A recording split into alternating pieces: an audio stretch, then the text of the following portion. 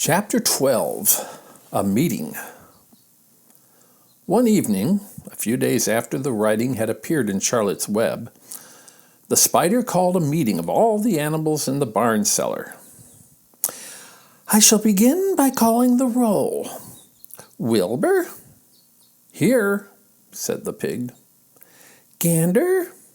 "Here, here, here," said the gander.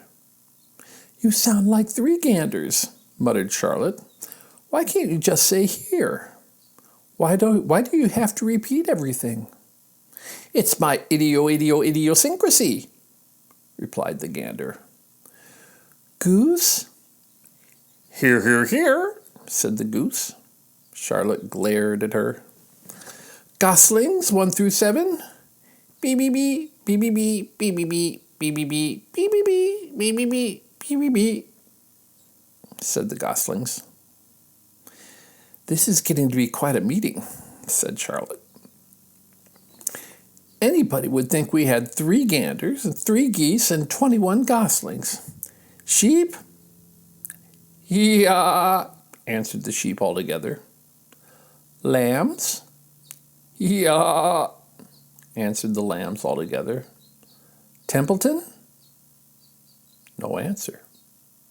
"Templeton?" No answer. "Well, we are all here except the rat," said Charlotte. "I guess we can proceed without him. Now, all of you must have noticed what's been going on around here the last few days. The message I wrote in my web praising Wilbur has been received. The Zuckermans have fallen for it, and so has everybody else. Zuckerman thinks Wilbur is an unusual pig, and therefore he won't want to kill him and eat him. I dare say my trick will work, and Wilbur's life can be saved." "Hooray!" cried everybody. "Thank you very much," said Charlotte. "Now, I called this meeting in order to get suggestions. I need new ideas for the web. People are already getting sick of reading the word "some pig." If anybody can think of another message or remark, I'll be glad to weave it into the web. Any suggestions for a new slogan? "How about Pig Supreme?" asked one of the lambs. "No good," said Charlotte. "It sounds like a rich dessert."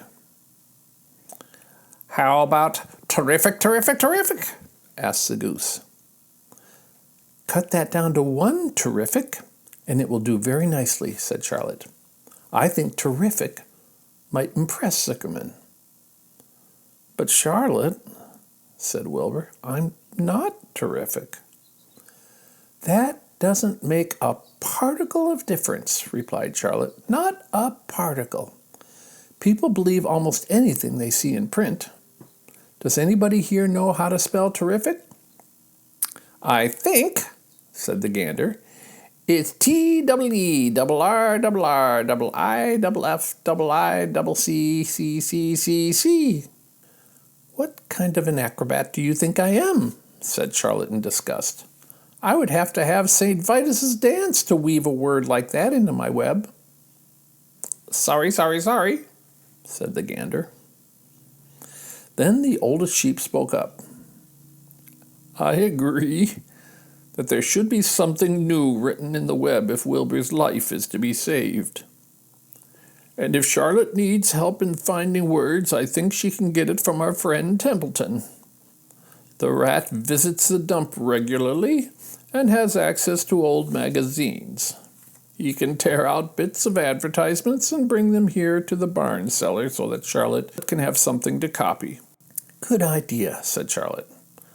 "But I'm not sure Templeton will be willing to help. You know how he is. Always looking out for himself, never thinking of the other fellow." "I bet I can get him to help," said the old sheep. "I'll appeal to his baser instincts, of which he has plenty. Here he comes now. Everybody keep quiet while I put the matter up to him." The rat entered the barn the way he always did, creeping along close to the wall. "What's up?" he asked, seeing the animals assembled. "We're holding a directors' meeting," replied the old sheep. Well, break it up, said Templeton. Meetings bore me. And the rat began to climb a rope that hung against the wall. Look, said the old sheep. Next time you go to the dump, Templeton, bring back a clipping from a magazine. Charlotte needs new ideas so she can write messages in her web and save Wilbur's life. Let him die, said the rat. I should worry. You'll worry all right when next winter comes, said the sheep. You'll worry all right on a 0 morning next January when Wilbur is dead and nobody comes down here with a nice pail of warm slops to pour into the trough. Wilbur's leftover food is your chief source of supply, Templeton. You know that. Wilbur's food is your food. Therefore, Wilbur's destiny and your destiny are closely linked. If Wilbur is killed and his trough stands empty day after day, you'll grow so thin we can look right through your stomach and see objects on the other side. Templeton's whiskers quivered.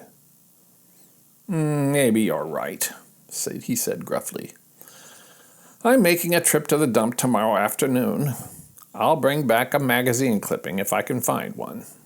Thanks, said Charlotte. The meeting is now adjourned. I have a busy evening ahead of me. I've got to tear my web apart and write terrific. Wilbur blushed. But I'm not terrific, Charlotte. I'm just about average for a pig. You're terrific as far as I'm concerned, replied Charlotte sweetly.